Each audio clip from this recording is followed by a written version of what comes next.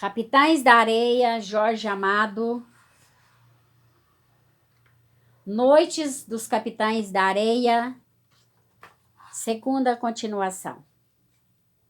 O Sem Pernas ficou parado olhando. Pirulito não se movia. Apenas seus lábios tinham um lento movimento.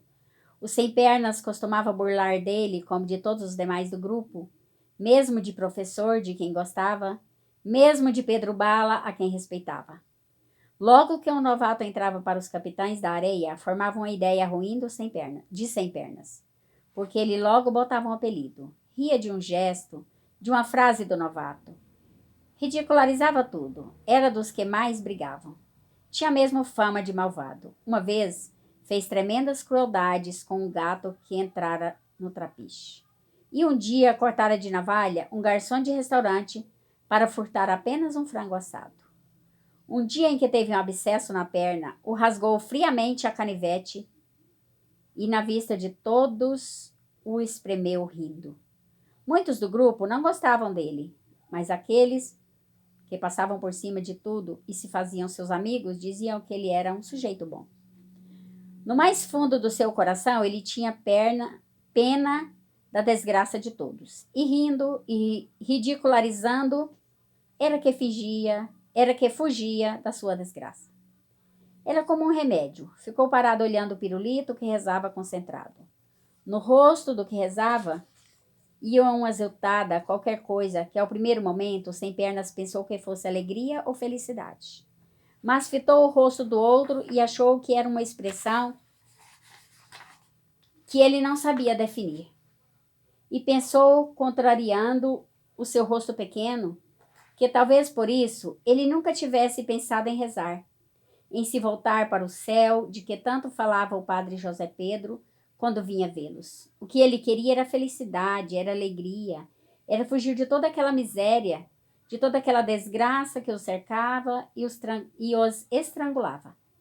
Havia, é verdade, a grande liberdade das ruas, mas havia também o abandono de qualquer carinho, a falta de todas as palavras boas.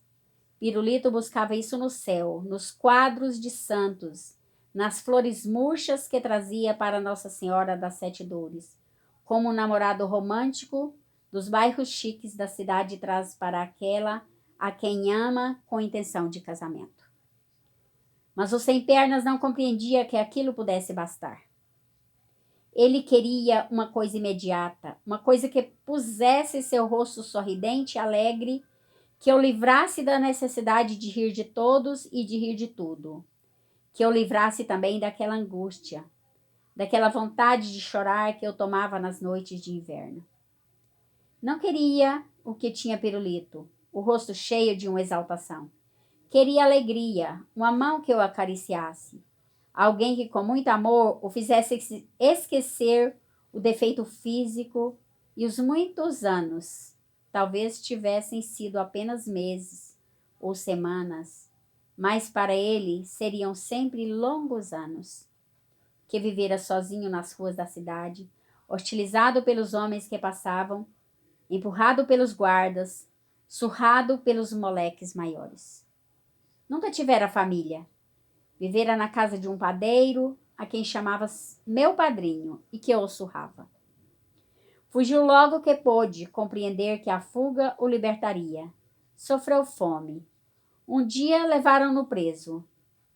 Ele quer um carinho, uma mão que passe sobre os seus olhos e faça com que ele possa se esquecer daquela noite na cadeia, quando os soldados bêbados o fizeram correr com sua perna coxa em volta de uma saleta. Em cada canto estava um com uma borracha comprida.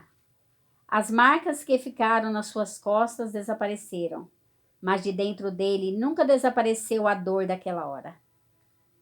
Corria na saleta como um animal perseguido por outros mais fortes. A perna coxa se recusava a ajudá-lo, e a borracha zunia nas suas costas quando o cansaço o fazia parar. A princípio chorou muito. Depois, não sabe como, as lágrimas secaram. Certa hora, não resistiu mais. Abateu-se no chão. Sangrava. Ainda hoje, ouve como os soldados riam e como ria aquele homem de colete cinzento que fumava um charuto. Depois encontrou os capitães da areia. Foi o professor quem o trouxe. Haviam feito camaradagem num banco de jardim. E ficou com eles. Não tardou a se destacar, porque sabia como nenhum afetar uma grande dor, e assim conseguir enganar senhoras, cujas casas eram depois visitadas pelo grupo, já ciente de todos os lugares onde havia objetos de valor e de todos os hábitos da casa.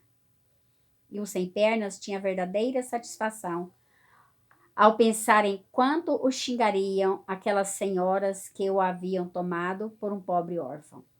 Assim se vingava, porque seu coração estava cheio de ódio.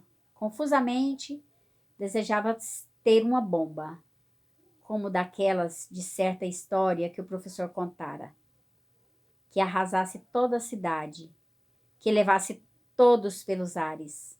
Assim ficaria alegre. Talvez ficasse também, se viessem alguém, possivelmente uma mulher de cabelos grisalhos e mãos suadas, que o apertasse contra o peito, que acarinhasse seu rosto e o fizesse dormir um sono bom, um sono que não estivesse cheio dos sonhos da noite na cadeia. Assim ficaria alegre. O ódio não estaria mais no seu coração, e não teria mais desprezo, inveja, ódio de pirulito, que de mãos levantadas e olhos fixos foge do seu mundo de sofrimento para o mundo que conheceu nas conversas do padre José Pedro. Um rumor de conversas se aproxima. Vem um grupo de 4 entrando no silêncio que já reina na noite do trapiche. O sem pernas se estremece. Ri nas costas de pirulito que continua a rezar. Encolhe os ombros. Decide deixar para amanhã do dia seguinte o acerto dos detalhes do furto dos chapéus. E como tem medo de dormir, vai ao encontro do grupo que chega, pede um cigarro, dias de shots sobre as aventuras de mulheres que os 4 contam. Uns franguinhos como vocês, quem é que vai acreditar que seja capaz de derrubar uma mulher? Isso devia ser algum chibongo vestido de menina. Os outros se irritam. Tu também se faz de besta. Se quer, é só vir com a gente amanhã. Assim tu pode conhecer a Zinha, que é um peixão. O sem pernas ri, sardônico. Não gosto de chibongo. E sai andando pelo trapiche. Bom dia.